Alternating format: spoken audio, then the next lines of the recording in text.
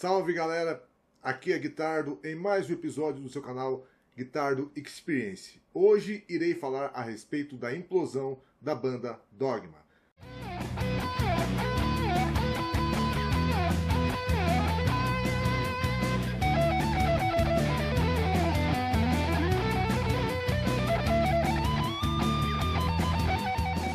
Só para dar um contexto, para quem não conhece, esta banda foi me apresentada pelo meu amigo Oswaldo no começo, mais ou menos desse ano, acho que abril ou maio, por aí. E é uma banda que tem, né, uma ideia, né, um motivo assim criativo interessante, né, que são freiras, né, cantando um rock pesado, algumas músicas, inclusive seguem na linha do metal, né, e começaram suas atividades lá por 2022, e às vezes também tem umas pegadas de hard rock, na qual todas tocam, né, e cantam. É uma banda formada apenas por mulheres vestidas de freiras, né, interpretando um papel, né, cada uma com um nome fictício diferente, né. E aí no começo já foi descoberto que algumas que haviam gravado os primeiros clipes da banda não eram já as integrantes que estavam tocando nos anos mais recentes e tudo mais, porém a ideia continuava sendo muito boa, porque as músicas também, né, são bastante interessantes, com refrões cativantes, e era uma grande novidade, né, no cenário do rock, que estava estagnado, que não aparecia nada de novo, nada de interessante, né? Então, realmente foi um sopro, né, de frescor quando o grupo Dogma surgiu e elas estavam crescendo. Não sei se agora, depois dessa implosão, da qual comentarei em breve, continuam crescendo do mesmo jeito, mas, né, vinham fazendo em vários países da América Latina, depois nos Estados Unidos, mesmo na Europa, né, já estavam fazendo shows antes, né? Enfim, estavam fazendo uma tour mundial e estavam crescendo bastante, né? Ficando bastante famosas, principalmente no mundo aí, né? Do hard rock e do metal. E como elas sempre se apresentam customizadas como freiras, já, né? Quando começaram a bombar bastante nesse ano, não só por causa dos videoclipes, né? Que acho que desde que foram divulgados, lançados, vinham numa crescente, né? Mesmo sendo com membras antigas, né? Inventei aqui um novo feminino aqui, que nem sei se existe na língua portuguesa. Mas enfim, né? Aí já começou a se desconfiar com essa troca de membros aí, todas, né? Como eu falei, com nomes. Todas com nomes fictícios, como eu já falei. Já se desconfiava que, na verdade, essa banda era um projeto de um empresário, né? E que estava um pouco claro também que a composição não era delas, né? Algo deixava subentendido que realmente não eram composições dela. E há um mês atrás aconteceu, né, aquilo que alguém poderia dizer que já se esperava, já que haviam já se trocado outros membros do grupo, né, de 3 delas saírem fora. Saíram a guitarrista base, a guitarrista solo e a cantora, né, que já estavam ali no grupo havia pelo menos uns 2 anos, né. E quando as 3 saíram assim, aí bateu um impacto forte na galera, né? E aí foi descoberto que elas ganhavam, né? As que continuam lá, continuam ganhando isso, parece que $100 por show, né? Ou seja, uma miséria ali, né? Porém, é aquilo, né? É difícil julgar as mulheres que aceitaram participar desse projeto, porque o sonho de todo músico é fazer tour, é tocar para o público, né? Ter reconhecimento, e não foi o caso aqui, né? E dinheiro, né? Que o empresário, né? Meio que ficava ali com boa parte ali, né?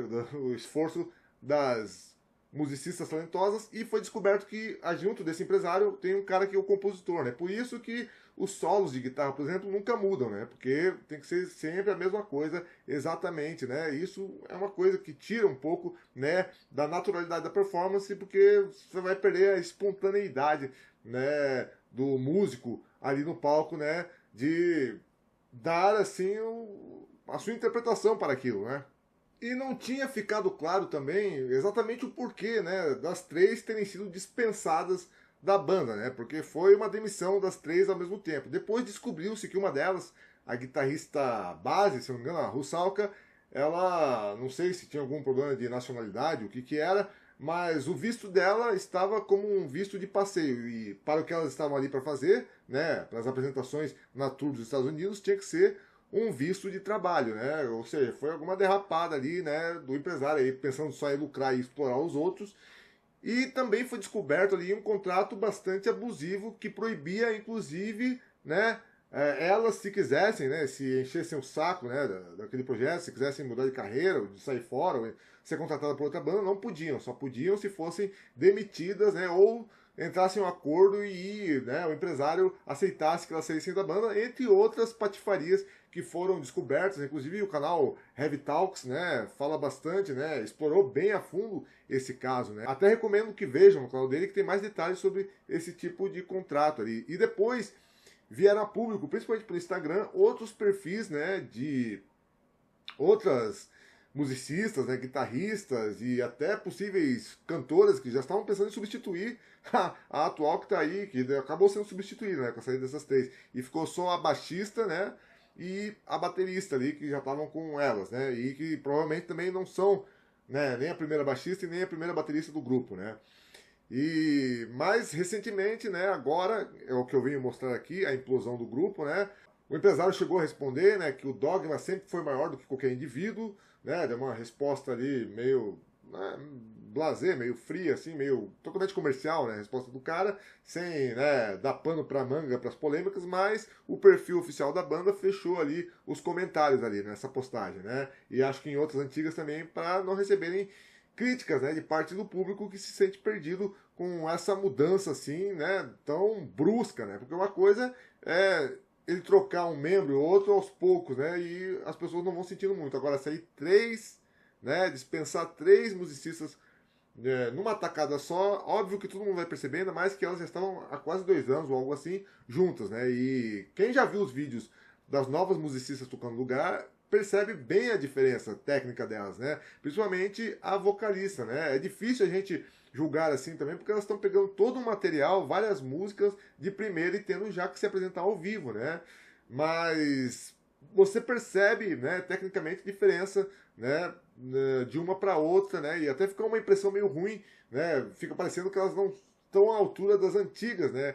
E olha que sacanagem, né? Que na verdade é por causa dessa troca, né, realmente que o empresário fez ali, né? Nessa mexida de peças, né? Às vezes são musicistas ali muito competentes, muito boas, mas que, né, acabam sendo jogadas na fogueira, na pressão, e a impressão que você tem é uma impressão de comparação, né? Acaba até, às vezes, não sendo uma comparação justa.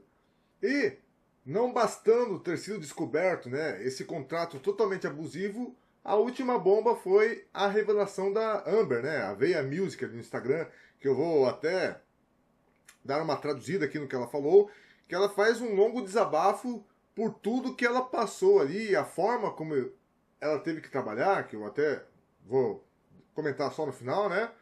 Que realmente mostram um certo tipo de exploração e que, né, se forem juntados os documentos, né, probatórios, rendem sim um bom processo aí contra este empresário. Bom, eu estou traduzindo aqui pelo celular, mas vocês acompanham, né, pela tela. Eu me considero uma pessoa franca, mas no último verão eu segurei minha boca, né? Fiquei em silêncio. Em fevereiro de 2022, entrei em contato para fazer teste para o Dogma. Só existia um videoclipe não lançado de Father I Have Seen, mas eu fiquei vidrada. Tive uma semana para aprender os solos de My First Peak e The Dark Messiah, o que não seria tão difícil se eu não tivesse acabado de cortar o dedo e levar pontos. Ainda assim, eu queria muito aquela oportunidade, então enchi o dedo de curativos e fui praticar. No dia do meu aniversário de 25 anos, fui informada de que eu tinha passado. Tudo parecia certo. Eu estava em um ritmo intenso nas redes sociais, criando conteúdo e acompanhando o meu crescimento constante. Achei que meus esforços finalmente estavam valendo a pena. Uma semana depois, fui levada ao Uruguai, onde conheci as outras meninas e filmamos Forbidden Zone e My First Peak. Me entrosar com elas foi fácil e natural. Naquela semana, o videoclipe de Father I Have Seen foi lançado e passamos a noite comemorando. Meses depois, nossa vocalista saiu oficialmente do projeto e eu fiquei arrasada. A gerência me disse que ela saiu por questões pessoais. Eu quis respeitar sua privacidade e não perguntei mais nada. Poucos meses depois, o álbum ficou pronto e eu comecei a estudar as partes. Enquanto isso, o contrato finalmente foi enviado. Conversei com amigos sobre ele. Para uma banda de metal desconhecida e sem álbum lançado, o valor era um pouco baixo. O contrato dizia que eu precisava da permissão da gerência para sair. eu alterei essa parte. Em setembro de 2023, fui para a Argentina filmar Carnal Liberation e Made Her Mine, agora com uma formação totalmente nova. Pelo que me disseram, as outras meninas tinham saído por mudanças pessoais. Ao longo de 1 ano e meio, mantive comunicação constante com a gerência e achei que éramos amigos. Hoje, vejo que tudo não passava de uma encenação. Manter boas aparências para reter a única integrante restante enquanto buscavam substituir todas as outras. Em novembro de 2023, o álbum foi lançado e o único passo que faltava era a turnê, que eu queria mais do que tudo. Consegui isso em junho de 2024, a primeira turnê do Dogma. Nova vocalista, nova guitarrista, mas isso não importava para mim. Eu só estava animada para finalmente dar o próximo passo.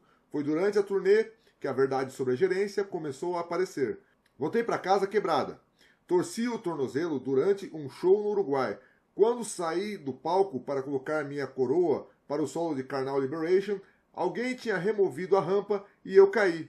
Prendi o tornozelo com fita e terminei a turnê assim. Meus joelhos ficaram roxos pelo peso distribuído nos saltos altos. Quando pedi botas com salto mais baixo para proteger meus joelhos, a gerência disse que não, porque eu ficaria muito baixinha perto da Russalka. Meu corpo inteiro estava tenso pelo turbilhão emocional que eu vinha enfrentando. Muita gente me pergunta por que eu não desistia logo. Eu já tinha investido tantos anos, tantas horas de prática, tanta parte de mim para construir a lâmina. Eu não estava pronta para abandonar aquilo. E mais importante, eu não queria que ninguém tivesse o poder de tirar meu sonho de mim. Quando eu saísse, seria por minha decisão, não pela de outra pessoa. Fizemos nossa turnê pelos Estados Unidos em novembro de 2024. Decidi ter uma postura completamente diferente, cuidar da minha vida. Fora tocar, fazer soundchecks e participar dos meets and greets. Eu ficava no meu canto, lendo quietamente. Mesmo assim, o tratamento da gerência só piorou. Eles não priorizavam nem a compra de comida. Acabei indo a pé até o Walmart para comprar com meu próprio dinheiro comida suficiente para a banda e a equipe por um mês. Em março de 2025, fui convidada para uma turnê de 2 meses pela Europa e América Latina. Eu tinha acabado de começar um novo emprego e recusei. Não fui a única. Sempre achei que nós éramos a banda e que se não pudéssemos fazer a turnê, ela simplesmente não aconteceria. Mas não, descobrimos que não tínhamos voz nenhuma. Só queriam saber se iríamos ou não. A gerência me manipulou a aceitar, dizendo que todas as outras tinham dito sim. Se eu quisesse tocar na turnê de verão, precisava aceitar essa também. Uma vez fora, eu estaria fora para sempre. 2 semanas após o início da turnê em abril, eu já sabia que não voltaria. Eu fazia shows toda noite e trabalhava no meu outro emprego até às 3 da manhã. Nem ficar na minha impedia a gerência de arranjar brigas comigo. Se eu tivesse uma renda estável, eles não poderiam me controlar. A gerência continuava arranjando conflitos por causa da minha agenda. Me perguntaram como eu iria compensar a empresa pelas perdas quando faltava a um meet and greet, algo pelo qual eu não recebia nada. Como eu deveria pagar pelo trabalho remunerado que eu deixava de fazer para estar ali. Nos meus dias de folga, eu precisava sair para dar entrevistas. Normalmente, eu adoro entrevistas, mas não quando a gerência escreve páginas e páginas de uma salada de palavras feita por inteligência artificial que eu deveria seguir. Nunca fui compensado por isso. Quando tocamos no Chile, Grace teve inúmeros problemas técnicos. Logo depois do show, fomos todos repreendidos por quase 1 hora. Quando eu disse que aquilo era antiprofissional, a gerência respondeu dizendo que eu era antiprofissional e estava projetando, porque nenhum outro gerente toleraria um trabalho tão mal feito da nossa parte. Entramos em outra briga porque queriam que tocássemos o álbum inteiro, de graça, em um programa de rádio, dizendo que éramos uma família e deveríamos nos ajudar. A briga durou quase 2 horas. Outra tática de manipulação, desgastar o oponente. No Brasil, não recebemos nenhum roteiro, sobre os dias que iam tocar e etc. A gerência proibiu o gerente local de nos enviar as informações. Era mais um jeito de nos controlar. Sem saber horários, não tínhamos qualquer autonomia. Fazer turnê era meu sonho, mas não valia esse nível de estresse e abuso. Pela minha saúde, precisei dar um passo atrás. O verão inteiro eu sonhava que tentava contar minha história e ninguém se importava. Precisei aceitar o fato de que fui explorado por anos. Por que eu não falei antes?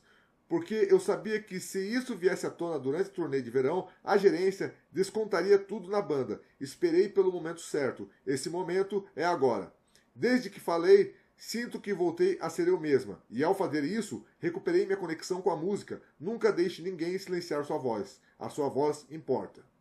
E este é o desabafo de Lâmia, né, que era a guitarrista solo da banda. Bom, agora para encerrar o vídeo, a minha opinião, né? Como fica o Dogma agora, né? Parece que eles continuam excursionando com as novas integrantes.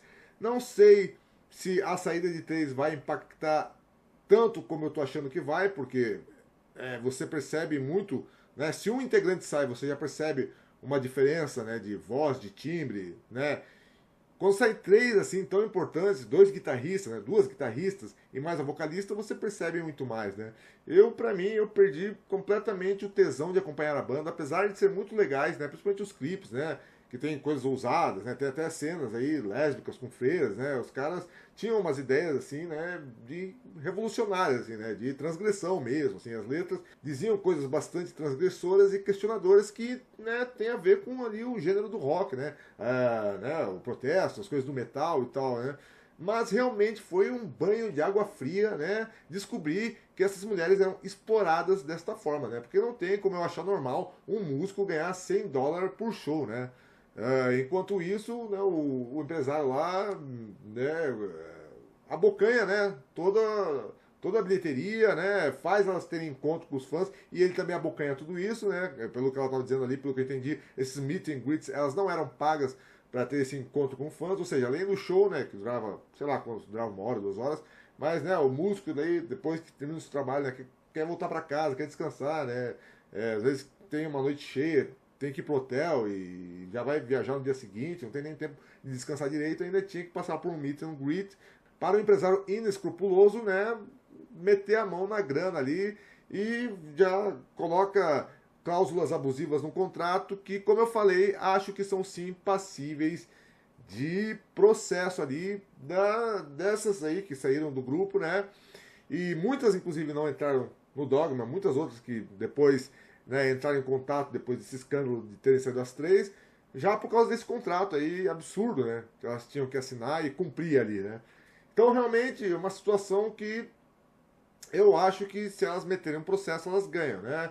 E achei uma burrice sem tamanho o cara não cuidar dessa questão dos passaportes, né? Que era algo que ele deveria resolver, já que o negócio é dele. Acho que sim, também que quando você tem um compositor lá e ele dita lá como elas têm que tocar as partes lá, e, entendeu? Principalmente os solos que, né, nunca tem improviso, nunca tem uma mudança, não tem nada de diferente. Fica algo assim meio forçado, né? Você percebe ali, né? Fora aquela coisa, né? O cara quer economizar tanto que coloca no estúdio alguns instrumentos, como teclados, piano, mas, né, coloca uma trilha de apoio para acompanhar as meninas ao vivo. Isso também é uma tendência, né, infelizmente, de muitas bandas, mas que é um troço horrível, na verdade, né? Porque se você está pagando o ingresso no show ao vivo, você quer ver ao vivo, né? Se não tem teclado ao vivo, você não coloca o teclado ao vivo ali, deixa ali a apresentação mesmo mais pura com a banda, né? Então realmente é uma série de absurdos. Da minha parte, eu sinceramente não vou acompanhar mais porra nenhuma desse Dogma, até porque com essas novas integrantes, sei lá quanto tempo elas vão ficar também antes de serem descartadas como lixo, né? Como ninguém, como nada, né? Porque são apenas produtos na mão de empresários ali que querem cada vez ficarem mais ricos enquanto exploram os músicos, né? Como infelizmente acontece bastante, né? Não é um caso único, mas nessas bandas formadas por empresários que sempre mudam vocalistas ou outros integrantes, né? Um exemplo, por exemplo, é aquela do Brasil, é aquela banda Eva, né? Que já passou Ivete Sangalo, Emanuel Araújo, passaram alguns vocalistas homens, né? E continua a banda sempre a tocar e tal, mas sempre está trocando integrante, né? É uma perca total de identidade, na minha opinião, né? Que mostra que o projeto é só negócio, né? E que a arte está lá no meio do rabo, né? Às vezes, né, nesse caso do Dogma, ainda tinha arte porque elas tocavam muito bem, né, e as composições realmente eram boas, né, mas muitas vezes a arte fica sufocada no meio do mar de bosta que é, né, esse negócio aí de só dinheiro, né, e o músico que se dane. Então é isso aí, pessoal. Vejo vocês no próximo episódio. Valeu!